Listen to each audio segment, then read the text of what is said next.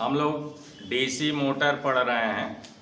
तो हम लोग देखते हैं आज डीसी मोटर के आर्मेचर में उत्पन्न पावर कितनी है और टार्क कितना, दोनों बातें हम लोग देखते हैं। बहुत इम्पोर्टेंट टॉपिक है टार्क और पावर। तो वैसे तो हम लोग जानते हैं कि जिसकी पावर अधिक होगी उसका टार्क अधिक होगा। टार्क क्या, घुमाव बल आघूर्ण। जैसे हम लोग ढक्कन खोलते हैं बेटा, तो उस पर बल ऐसा लगाते हैं कि हमारा ढक्कन जो है घूमे, खुल जाए, या टाइट करते हैं। वैसे ही हम लोग जो है कोई नट बोल्ट टाइट करते हैं, कोई पेंच टाइट करते हैं या खोलते हैं, तो कैसा बल लगाते हैं, घुमाव वाला बल। तो ऐसे बल को जो किसी वस्तु को नचावे या घुमा दे, तो उसे उस बल को हम लोग एक तरह से बल आघूर्ण करते हैं, टॉर्क करते हैं। और टार्क बराबर हम लोग जानते ही हैं कि बल गुणे बल की क्रिया रेखा से आलंब की लंबवत दूरी होता है। तो पहले हम लोग जो है मोटर देखते हैं, डीसी मोटर, और फिर उसके आर्मेचर में शक्ति कितनी डेवलप होती है वो देखते हैं, फिर उसके बाद टार्क देखते हैं। ठीक है। तो दिष्ट धारा मोटर, जिसे कहेंगे डायरेक्ट करंट मोटर, शॉर्ट में कहेंगे डीसी मोटर।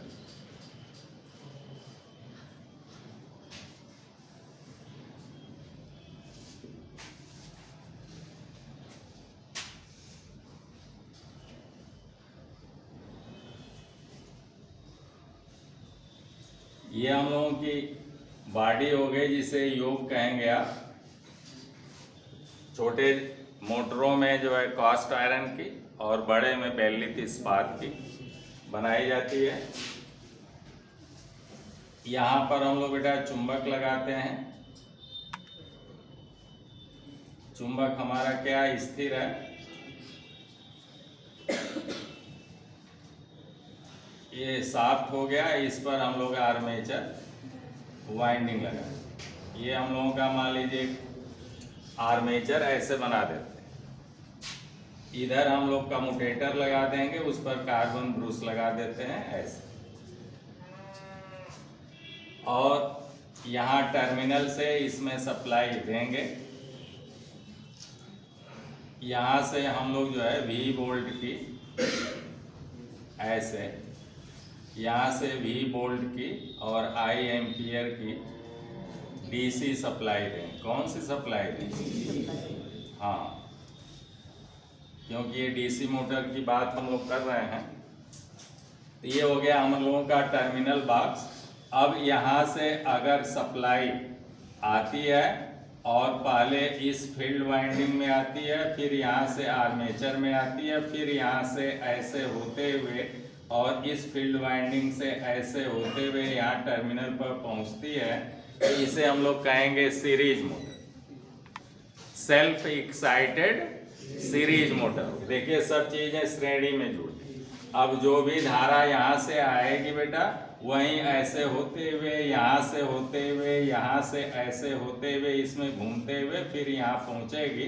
तो आर्मेचर वाइंडिंग, ये जो आपका आर्मेचर है, ये आर्मेचर वाइंडिंग,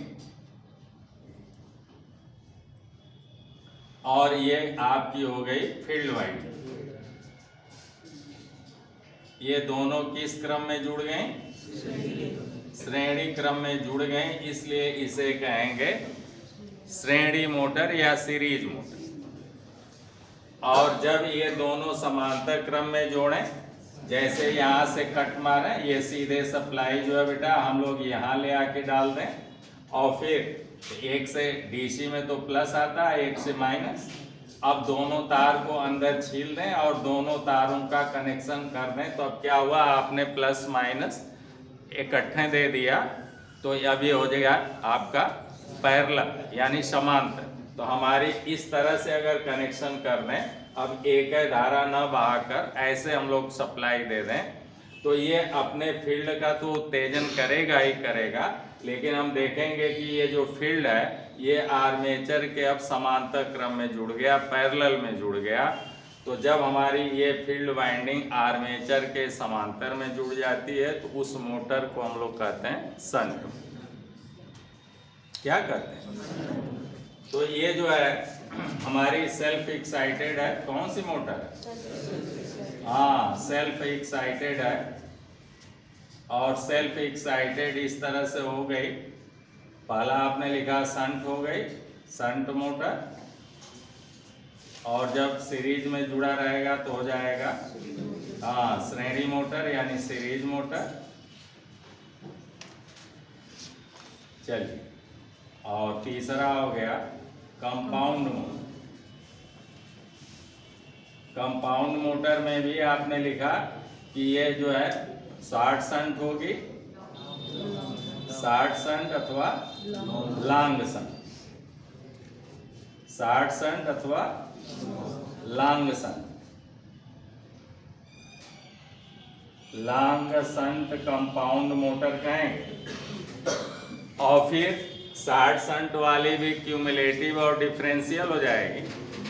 कंपाउंड का मतलब यही है बेटा कि जिसमें सीरीज फील्ड वाइंडिंग और शंट फील्ड वाइंडिंग दोनों का उपयोग हो, उसे हम लोग जो है कंपाउंड मोटर कहते हैं। ठीक है, ये दो प्रकार की हो गई, शॉर्ट शंट और लॉन्ग शंट। और फिर ये दोनों जो है क्यूमुलेटिव और डिफरेंशियल हो जाएंगे। ये शॉर्ट शंट भी क्यूमुलेटिव और डिफरेंशियल होगी और लॉन्ग शंट वाली भी क्यूमुलेटिव और डिफरेंशियल होगी जब दोनों फील्ड वाइंडिंग चुंबकों पर चढ़ाई जाएंगी, ये सीरीज वाली भी और शंट वाली। और जब दोनों एक जैसा चुंबकीय क्षेत्र उत्पन्न करेंगे, यानी दोनों एक दूसरे की सहयोगी होंगी, तो वो क्यूमुलेटिव हो जाएगा, कुल फ्लक्स का मान बढ़ जाएगा, तो उसे कहेंगे ये क्यूमुलेटिव कंपाउंड मोटर है। और जब बेटा दोनों के फ्लक्स एक दूसरे के विपरीत कार्य करेंगे अथवा दोनों की मैग्नेटिक फील्ड एक दूसरे के विपरीत होगी, तो एक जो है फ्लक्स बढ़ाने का काम करेगी, तो एक उल्टे बहा रही है वो घटाने का काम करेगी। यानी केवल धारा का डायरेक्शन बदलना है। दोनों वाइंडिंग में धारा एक डायरेक्शन में बहेगी तो दोनों एक दूसरे के सहयोगी होंगे, दोनों एक जैसा क्षेत्र बनाएंगे बेटा। लेकिन एक में धारा क्लॉकवाइज बहा दें, एक में धारा एंटी क्लॉकवाइज सीरीज में या शंट में बहा दें, तो क्या होगा कि फिर जो है दोनों के चुंबकीय क्षेत्र विपरीत हो जाएंगे और एक दूसरे का सहयोग नहीं करेंगे, बल्कि अंतर के बराबर अब फ्लक्स उत्पन्न हो। ठीक है ना, इसलिए उसे कहेंगे डिफरेंशियल। चलिए, तो इसको हम लोगों ने अगर जैसे सीरीज मोटर या शंट मोटर में हम लोगों ने पढ़ा बेटा, तो शंट मोटर में हम लोगों ने पढ़ा इसी का सर्किट डायग्राम आप लोगों ने ऐसे बनाया। ये आपका आर्मेचर हो गया इस वाले भाग का, और ये कार्बन ब्रूस हो गया ऐसे, और यहाँ से ये वाली हमारी फील्ड वाइंडिंग आ गई, ये शंट फील्ड वाइंडिंग हो गई। और ऐसे यहाँ से हम लोगों ने सप्लाई दे दिया V वोल्ट की, I एम्पियर की, DC सप्लाई दे दी। क्या किया?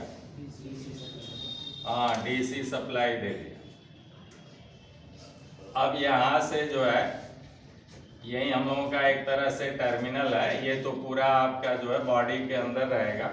तो यहाँ से I एम्पियर की धारा ऐसे आएगी और इधर धारा आएगी, तो उसे कहेंगे IA, इसके प्रतिरोध को कहेंगे RA, इसमें उत्पन्न होगा EB और वो बाहर की ओर निकलेगा। किधर की ओर निकलेगा?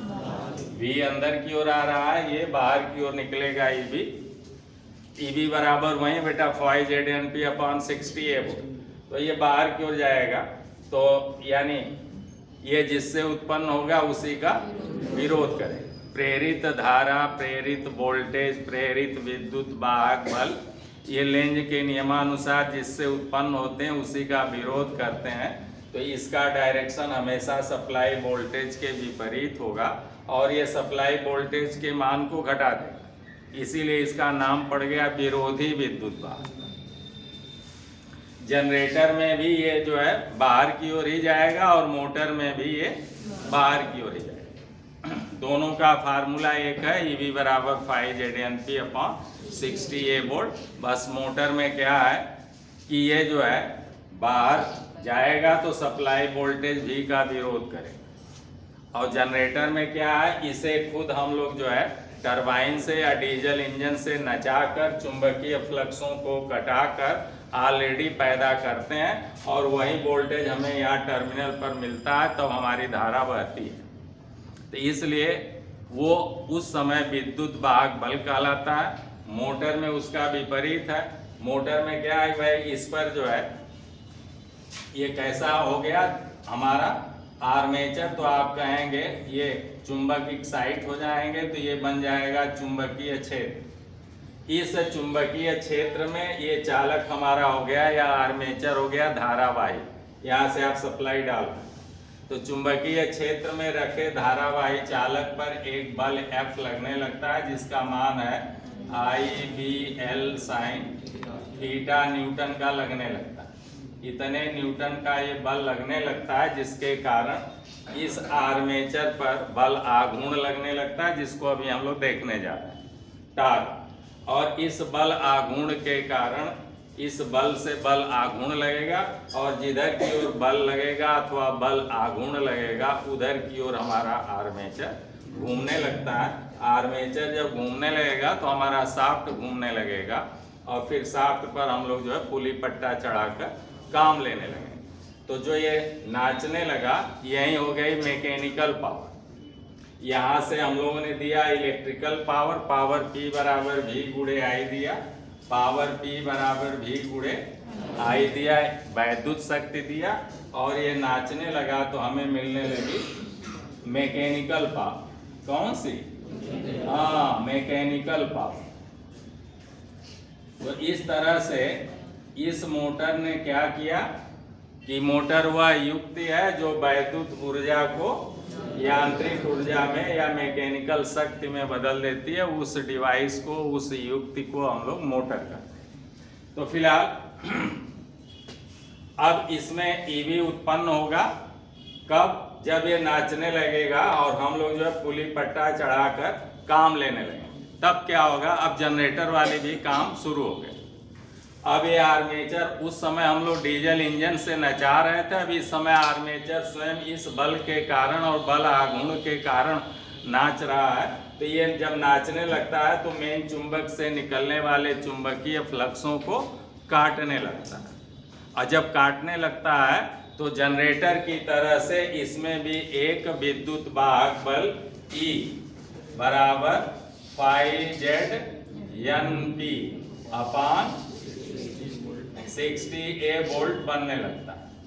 और चूंकि ये विद्युत वाहक बल मेन सप्लाई जो यहाँ से V आ रही है उससे बाहर की ओर, ये यहाँ पर उत्पन्न होगा बेटा ये, और ये बाहर की ओर जाएगा और मेन V को कम कर देगा। एक तरह से स्टार्टर का काम करता है, हमारी मोटर सुरक्षित चलती रहती है। तो अब चूंकि ये E आर्मेचर में उत्पन्न होगा बेटा, और ये E जो है सप्लाई वोल्टेज V के विरोध में चलेगा, इसलिए इसका नाम पड़ गया विरोधी विद्युत वाहक बल, और इसे कहेंगे बैक EMF। क्या कहेंगे? बैक EMF, और शॉर्ट में इसे EB से डिनोट कर। तो यही है EB बराबर यही। क्यों नाम पड़ा विरोधी? क्योंकि ये सप्लाई वोल्टेज अगर हम लोग ना देते, सप्लाई धारा ना बहती, तो इसका जनन ही नहीं होता, ना आर्मेचर घूमता और न चुंबकीय फ्लक्सों को काटता, न इस फार्मूले से वोल्टेज बनता। तो ये जिससे उत्पन्न हुआ उसी का विरोध कर रहा, उल्टे बहकर सप्लाई वोल्टेज को ये कम कर रहा है, इसलिए इसका नाम मोटर में पड़ गया विरोधी विद्युत वाहक बल या काउंटर EMF। ठीक है ना? तो वही EB यहाँ आर्मेचर में अब उत्पन्न होगा। आर्मेचर में कै वोल्ट बन रहा है? तो आप कहेंगे EB वोल्ट बन रहा है। ये आर्मेचर, ये वाली जो वाइंडिंग है वो ये वाली वाइंडिंग, तब इधर जो धारा आएगी उस धारा को हम लोग कहेंगे ISH, और इसके प्रतिरोध को कहेंगे RSH। ऐसे ये कौन सी मोटर हो गई? शंट। शंट मोटर को हम लोग हिंदी में क्या कहेंगे? पार्श्वबद्ध मोटर कर।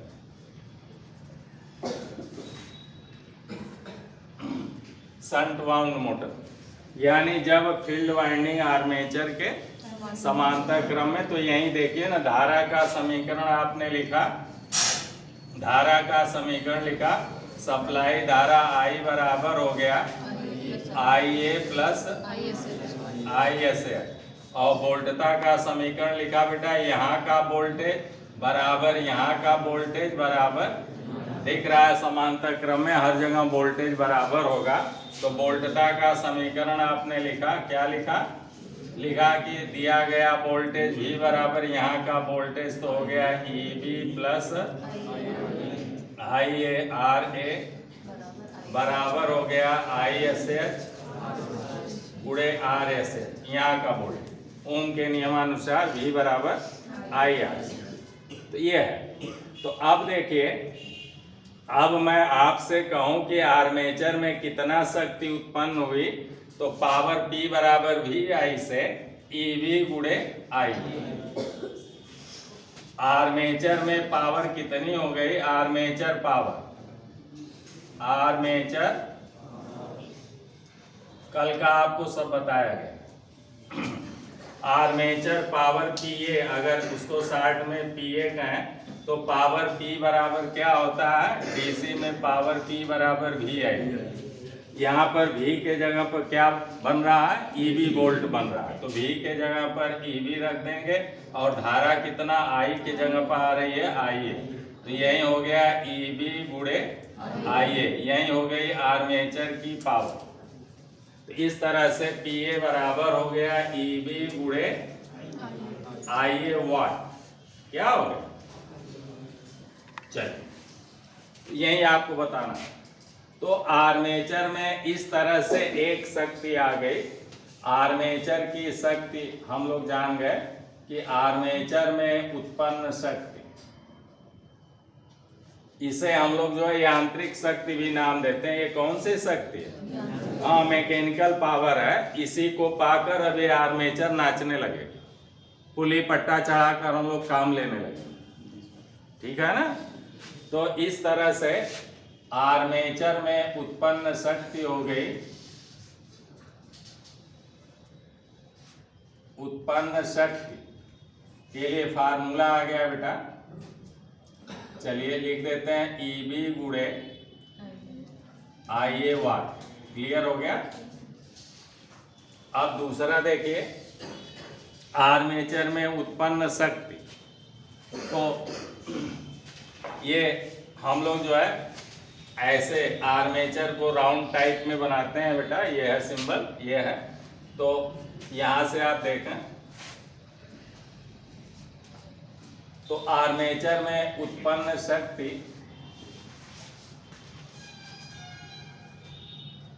या आर्मेचर शक्ति केवल लिख दे रहे हैं डायरेक्ट। तो ये बराबर आपने लिखा अभी 2 पाई NT अपॉन 60 वाट।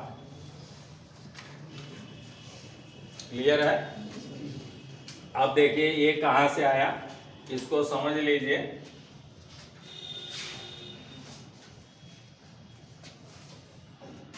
ये हम लोगों का आर्मेचर है, ये धुरा हो गया बेटा, ये वाला। ठीक, ये धुरा और ये है आर्मेचर लिखा हुआ। तो आर्मेचर को हमने राउंड बना दिया, उस पर ये बल F लग रहा, IBL sin थीटा न्यूटन। तो ये आर्मेचर पर हमने ऐसे बल लगा दिया, ये बल F लग गया, और ये जो है इसकी त्रिज्या हो गई R। ये हो गई बल की क्रिया रेखा।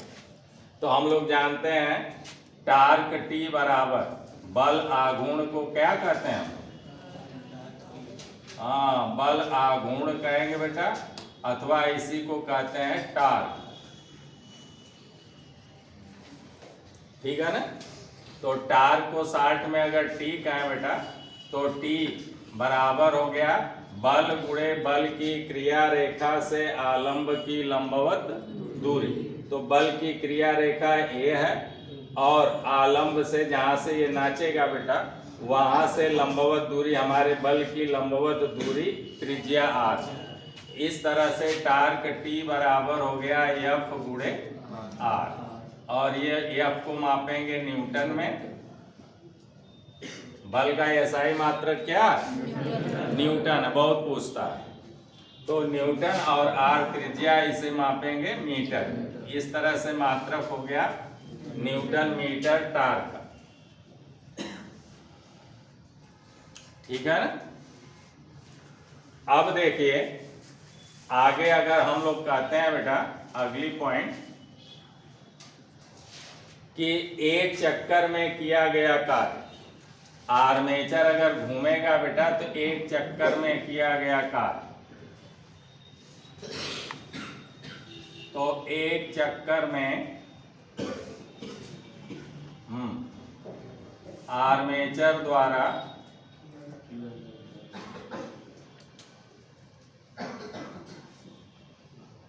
किया गया कार्य,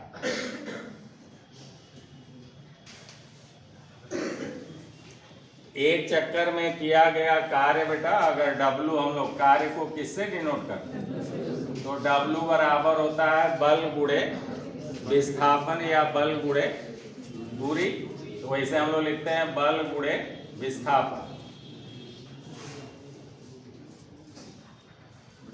ऐसे लिखते हैं। तो इस तरह से कार्य W बराबर हो गया, बल कितना लग रहा है, तो F लग रहा है। बल कितना लग रहा है, F। और एक चक्कर में कितना ही आगे बढ़ेगी, हमारा कोई भी साइकिल की पहिया है जो वृत्ताकार है बेटा, एक चक्कर में आगे कितना विस्थापित होगी, कितना दूरी तय करेगी, तो अपने घेरे के बराबर, अथवा घेरे को कहते हैं परिधि। तो परिधि के बराबर सड़क पर आगे दूरी तय करेगी विस्थापित को।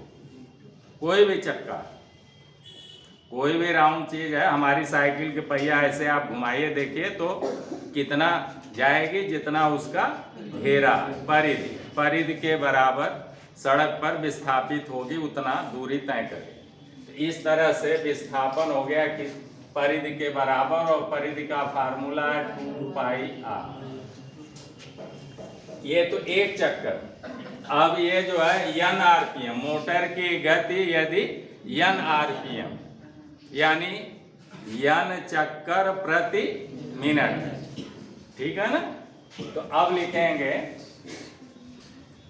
एक मिनट में किया गया कार्य, एक मिनट में किया गया कार्य क्या हो जाएगा, तो कोष्ठ में बेटा n RPM है, क्या है n RPM। तो यानी n RPM में किया गया था, अथवा उसी को कहेंगे बेटा रोटेशन पर मिनट। एक मिनट में अगर n चक्कर नाच रहा है, तो अब किया गया कार्य इसका n गुना हो जाएगा। और एक मिनट में किए गए कार्य को ही शक्ति कहते हैं। क्या कहते हैं? जब बेटा कार्य जो है किसी निर्धारित समय में होता है, कार्य करने की दर को शक्ति कहते हैं। तो ये शक्ति हो गया। तो एक मिनट में किया गया कार्य यही हो गया कोष्ठ में शक्ति। तो शक्ति बराबर ये हो जाएगा, अब कार्य हो जाएगा बेटा, तो लिखेंगे यह शक्ति हो गई, तो F गुणे 2πr गुणे n। अब इतने का n गुना कार्य हो जाएगा ना, ये तो एक चक्कर में, तो n चक्कर में किया गया कार्य तो क्या हो जाएगा n। और ये n जो है प्रति मिनट है, तो बटे में आ जाएगा मिनट, बटे में क्या आ जाएगा मिनट आ गया। और हम लोगों को अभी मिनट नहीं लेना, हम लोगों को क्या लेना है, सेकेंड लेना। बोलिए ना, यहाँ पर भी n/60 ऐसे ही है, प्रति मिनट के जगह पर हम लोगों ने एक मिनट में कै सेकेंड होता है, तो यहाँ पर चाहे मिनट रखिए बेटा, अथवा मिनट के जगह पर हम लोग क्या लिख देंगे, 60 सेकेंड। ठीक है ना, 60 सेकेंड ऐसे लिखते हैं। तो इस तरह से हमारा फार्मूला हो गया ऐसे। और 1 मिनट में किया गया कार्य भी हमें ऐसे लिख देंगे। अब सेकेंड में कन्वर्ट हो गया तो अब हम कहेंगे 1 सेकेंड में किया गया कार्य हो गया F इंटू 2πr गुणे n/7। ये हो गया प्रति सेकेंड किया गया कार्य। अब बेटा वैसे भी हम लोग जानते हैं, देखिए ना, हम लोग पढ़ते हैं कि शक्ति किसे कहते हैं, तो हम लोग कहते हैं कार्य करने की दर को शक्ति कहते हैं। और हिंदी में तो ऐसे, और गणित की भाषा में हम लोग लिखते हैं, साइंस की भाषा में W/T। जहाँ पर दर शब्द आता वहाँ बटे में टाइम आ जाता। तो इस तरह से बेटा कार्य को जूल में किसमें मापते हैं? न्यूटन मीटर ही जूल है। यही न्यूटन मीटर एक तरह से क्या होता है? जूल होता है। चलिए, तो अभी जो है यहाँ ये न्यूटन मीटर हो गया W या जूल हो गया, और समय हो गया सेकेंड, तो जूल बटे सेकेंड को ही हम लोग कहते हैं वाट। जूल प्रति सेकेंड को ही क्या कहते हैं? वाट, या वाट बराबर जूल बटे सेकेंड होता है। तो इस तरह से कार्य करने की दर को, या यूं कहेंगे बेटा, जब कार्य बटे समय आ जाए तो उसे हम लोग शक्ति कहते हैं। तो यहाँ पर भी कार्य बटे समय आ गया, कार्य आ गया प्रति सेकेंड। तो इस तरह से ये क्या हो गया? W/T के रूप में हो गया। अब इसे हम लोग कहेंगे शक्ति। 1 मिनट में किया गया कार्य इतना, ठीक है ना। तो अब यहाँ पर अगर 60 से भाग दे दिया बेटा, तब 1 मिनट के जगह पर हो गया 1 सेकेंड में किया गया कार्य।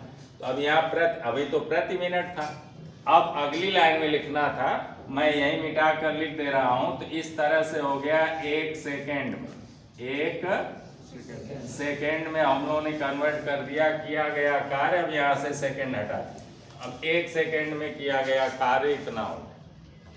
और 1 सेकेंड में जब कार्य करेंगे बेटा, तब आंसर वाट में आएगा।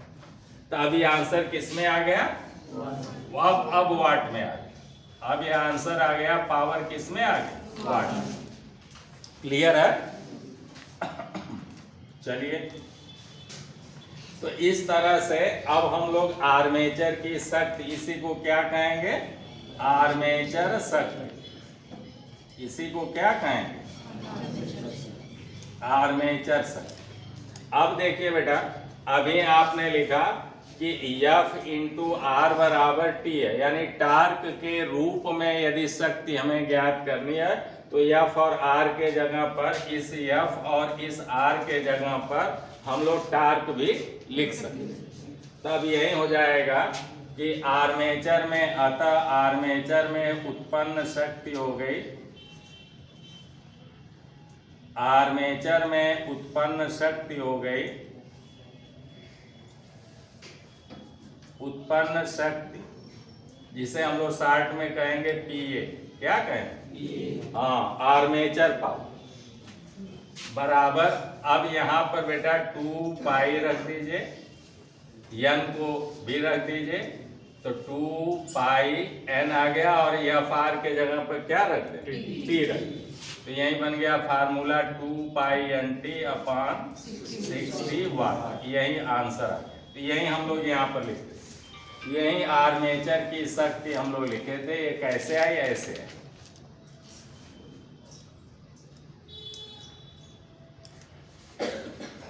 ठीक है। अब अगर आर्मेचर की शक्ति बेटा, ये तो वाट में है, अगर हार्स पावर में ज्ञात करनी, किसमें ज्ञात करनी? हार्स पावर में ज्ञात करनी है बाबू। तो हम लोग क्या करेंगे? हम लोग जानते हैं कि मैट्रिक में क्या होता है? मैट्रिक पद्धति में 735.5 वाट बराबर 1 HP हो गया। इसलिए 1 वाट बराबर तो हो जाएगा 1 के बटे 735.5 HP भाई, दिख रहा है? इसलिए इतने वाट बराबर कितने एच, आर्मेचर में इतने वाट बराबर, तो लिखेंगे 2 पाई NT अपॉन 60 वाट बराबर कितने हार्स पावर, तब इतने से क्या हो जाएगा, गुणा हो जाएगा। तो अगली लाइन में हो जाएगा 1/735.5 गुणे हो जाएगा 2 पाई NT अपॉन 60। अब ये आ गया हार्स पावर में, किसमें आ गया, तो यही बात आपको लिखाई गई बेटा कि अगर इसे हार्स पावर में लिखना है तो जहां पर आप 60 लिखे हैं बटे में, उसी में 735.5 से और गुणा कर दीजिए, अथवा बेटा 2 पाई NT में 735.5 से भाग दे दीजिए, तो ये ही शक्ति वाट से जो है हार्स पावर में कन्वर्ट हो जाएगी। क्लियर हो गया। तब इसी शक्ति को हम लोग हार्स पावर में भी लिख सकते हैं। आर्मेचर की शक्ति जो है बेटा, इसको मिटा दूं तो यहाँ पर हम लोग लिख सकते हैं वाट में, अथवा अगली पॉइंट अब आ गई आपकी, ये देखिए हार्स पावर में इतना शक्ति आ गई, तो अतः आर्मेचर शक्ति बेटा, आर्मेचर शक्ति किसमें, हार्स पावर में, तो ये हो जाएगी 2 पाई NT अपान 60 गुणे 735.5। अब ये बदल गया, हो गया हार्स पावर, किसमें आ गया, हार्स पावर। क्लियर हो गया। देखिए आ गया 60 गुणे 735.5। तो कहने मतलब कि यदि हम लोग इसी में यहाँ पर हार्स पावर में पूछता है, ये वाट में ये हो गया हार्स पावर। क्लियर हो गया। तो इस तरह से पावर कितना क्रिएट होगी, ये टॉपिक आपके समझ में आ गई होगी कि आर्मेचर में एक तो ये भी फार्मूला हम लोग पढ़े हैं कि उत्पन्न शक्ति जो है ये है, और दूसर का फार्मूला हम लोगों ने पढ़ा कि आर्मेचर में शक्ति टार्क के रूप में इतनी। क्लियर है।